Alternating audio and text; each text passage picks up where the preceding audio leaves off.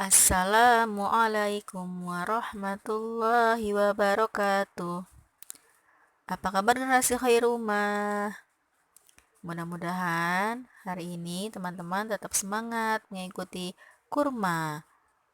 Ya, hari ini kita akan belajar tentang hukum silaturahmi menurut dan salah.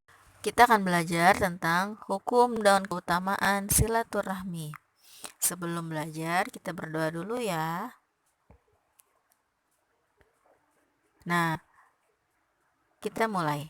Hukum silaturahmi adalah wajib. Kenapa?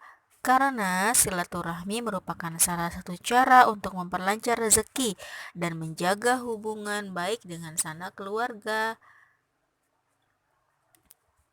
Silaturahmi itu diperuntukkan terlebih dahulu terhadap keluarga yang masih ada loh, dan juga terhadap keluarga yang erat hubungannya seperti ayah, ibu, adik, kakak, dan saudara yang ada hubungannya. Nah, di sini ada hadisnya. Hadis sahih dari Al-Bukhari dan Muslim. Dari Abu Ayyub Al-Ansori, bahwasannya ada seseorang berkata kepada Nabi Shallallahu Alaihi Wasallam, "Wahai Rasulullah, beritahu kepadaku tentang sesuatu yang bisa memasukkan aku ke dalam surga dan menjauhkanku dari neraka." Maka Nabi Shallallahu Alaihi Wasallam bersabda, "Sungguh dia telah diberi taufik atau sungguh telah diberi hidayah.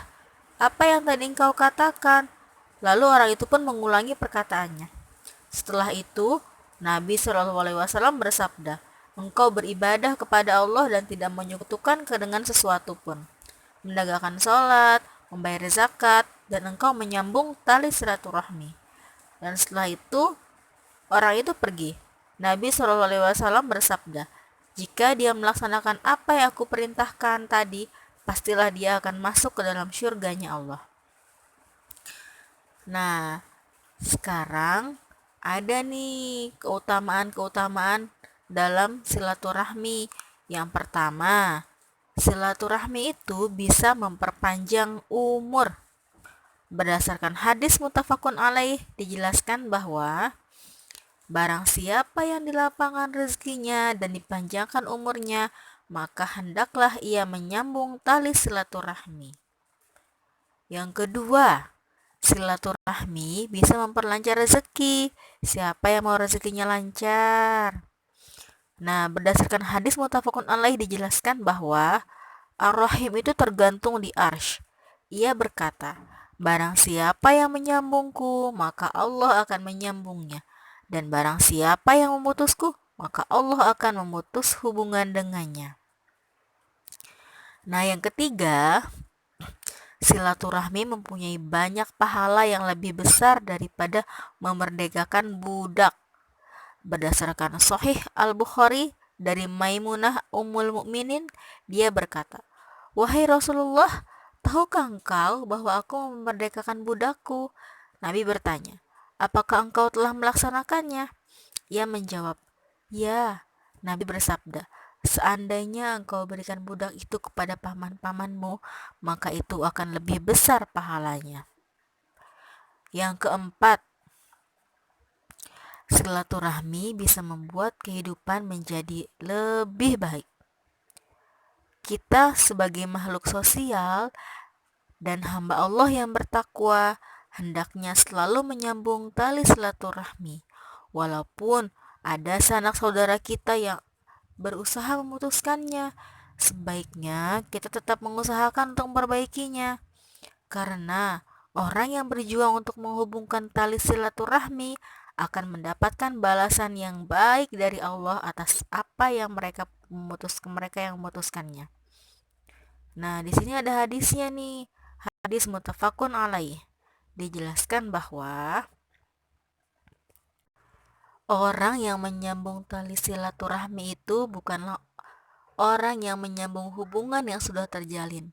Akan tetapi, orang yang menyambung silaturahmi ialah orang yang menjalin hubungan kekerabatan yang sudah putus. Muttafaqun alaih. Wahai Rasulullah, aku mempunyai kerabat. Aku menyambungkan hubungan dengan mereka, tetapi mereka memutuskanku. Aku berbuat baik kepada mereka, akan tetapi mereka berbuat buruk terhadapku. Aku berlembah lembut kepada mereka, akan tetapi mereka kasar terhadapku. Maka Nabi Shallallahu Alaihi Wasallam bersabda, apabila engkau benar demikian, maka seakan engkau menyuapi mereka pasir panas, dan Allah akan senantiasa tetap menjadi penolongmu selama engkau berbuat demikian. Nah, berdasarkan firman Allah juga dijelaskan nih dalam Quran surah Ar-Ra'd ayat 25 yang bunyinya A'udzu billahi minasyaitonir rajim. Bismillahirrahmanirrahim. Walladzina yanquduna ahdallahi ba'di mitsaqih min ba'di mitsaqihi wa yaqta'una ma amara Allahu bihi ayyusala wa yufsiduna fil ardi ulaika lahumul la'natu wa lahum su'uddar, yang artinya, dan orang-orang yang melanggar janji Allah setelah diikrarkannya dan memutuskan apa yang diperintahkan Allah agar disambungnya dan berbuat kerusakan di bumi, mereka itu memperoleh kutukan dan tempat kediaman yang buruk atau neraka jahanam. Nah, yang kelima, orang yang memutus silaturahmi tidak akan masuk ke dalam syurga.